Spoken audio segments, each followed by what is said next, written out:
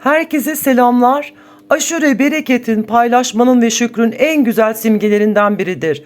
Rabbim birliğimizi, dirliğimizi daim, soframızdaki bu aşure gibi huzurumuzu, ağız tadımızı her daim kaim eylesin.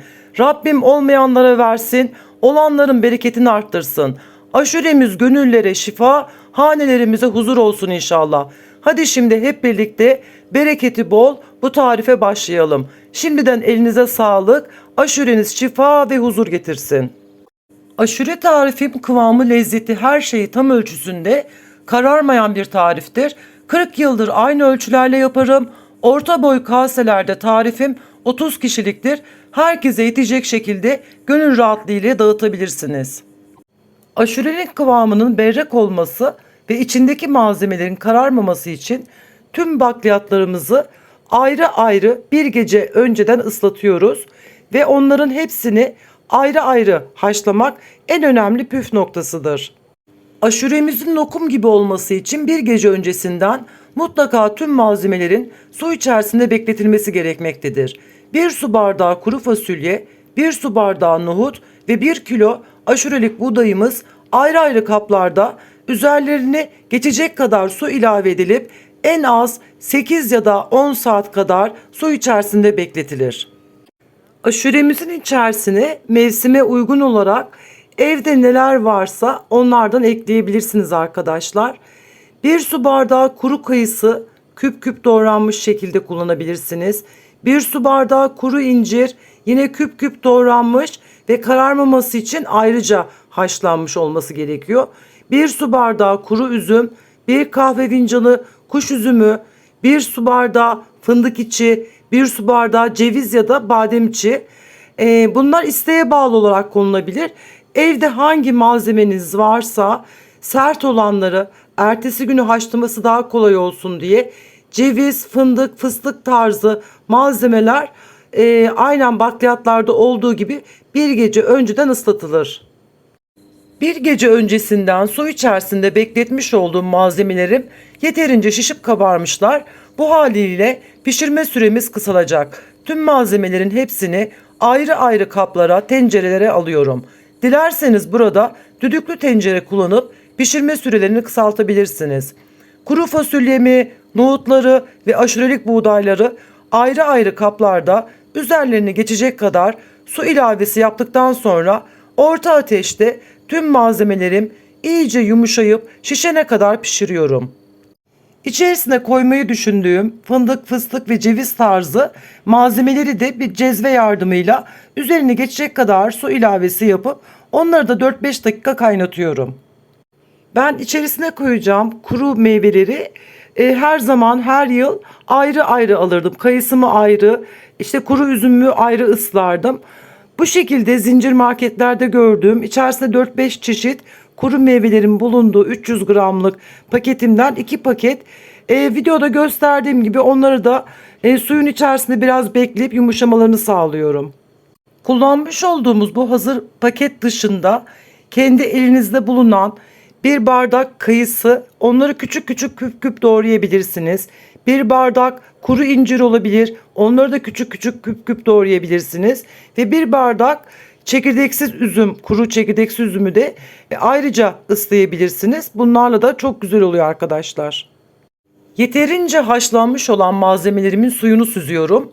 Aşure yapmak için en büyük yayvan tenceremin içerisine kaynamış nohutlarımızı, kaynamış kuru fasulyelerimi ve aşurelik buğdaylarımın tamamını aynı tencere içerisine alıyorum. Ve üzerine 4 litre su ekliyorum. Şayet vaktiniz varsa nohut ve kuru fasulyeler haşlandıktan sonra dış kabuk zarlarını temizleyerek kullanmaya özen gösterelim. Aşure tenceremi ara ara karıştırarak orta ateşte kaynatmaya bıraktım. Ara ara karıştırmayı unutmayalım, tenceremizin dibi tutabilir. Malzemelerimiz kaynamaya başladıktan sonra ara ara karıştırmayı unutmayalım ve kesinlikle ağzı açık olacak arkadaşlar. Çünkü kaynama esnasında hafif üzerinde köpükler oluşabiliyor. Hatta bu köpükleri mümkünse kaşık yardımıyla almaya özen gösterelim. Aşure tarifimi mutlaka denemenizi tavsiye ederim. Lezzeti, kıvamı gerçekten mükemmel oluyor arkadaşlar. Kaynayan aşuremizin üzerine sırayla aşure malzemelerimizin diğerlerini ekliyorum. Kuru yemişlerimizi, fındık, fıstık, ceviz, kuş üzümü, kuru çekirdeksiz üzüm, içerisine koymayı düşündüğünüz tüm malzemeleri tam bu esnada teker teker koyup onların hepsini aynı anda kaynatmaya bırakalım. Kaynayan aşuremin üzerine bir fincan susam, 7-8 adet karanfil ekliyorum. Karanfil çok hoş bir aroma katıyor aşuremizin lezzetine.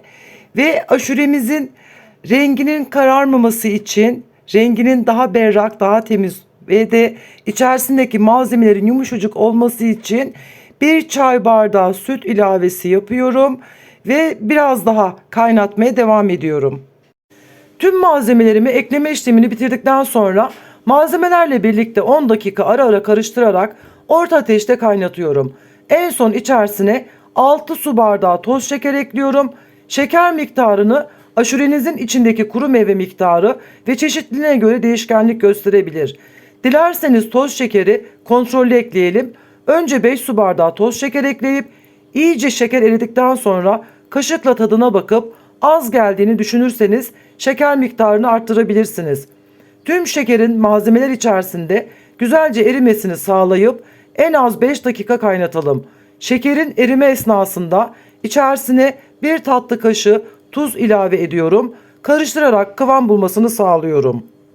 Şekerimizi ilave ettikten sonra 10 dakika daha kısık ateşte dibinin tutmaması için sürekli karıştırarak kaynatın. Ocağı kapatmaya yakın dilerseniz gül suyunu ekleyebilirsiniz. Tamamen sizin tercihinize kalmış. Kıvamı bozadan biraz daha akışkan olması gerekiyor. Soğudukça da zaten koyulaşacaktır aşureniz. İstenilen kıvama gelince ocaktan alabilirsiniz. Sıcakken kaselere paylaştırabilirsiniz. Üzeri biraz kabuk tutup soğuyunca tarçın, nar taneleri, dövülmüş ceviz, fındık, fıstık veya Hindistan cevizi ile dilediğiniz gibi süsleyerek servis edebilirsiniz. Aşuremizi yaptık. Rabbim bereketini eksik etmesin. Yiyenlere şifa olsun. Aşure yapımınız bereketli olsun. Allah'ın bizlere verdiğin her türlü nimet için şükürler olsun. Bu aşuremiz soframızın bereketine bereket katsın. Paylaştıkça çoğalan sevgimiz bu tatlı gibi gönüllerimizi tatlandırsın. Rabbim hanemizden huzuru, sofralarımızdan bereketi eksik etmesin. Rabbim bu mübarek günün hürmetine aşuremizi soframıza bereket, gönlümüze huzur eylesin. Paylaşmak en büyük ibadettir. Rabbim sevdiklerimizle nice huzurlu sofralarda buluşmayı nasip etsin. Sizler için açıklamalar kısmına aşure duası, Arapçası ve Türkçe mealini bırakıyorum. Aşure yapımı bittiğinde kaselere boşaltırken ya da dağıtırken okuyabilirsiniz. Tüm deneyenlere afiyet olsun.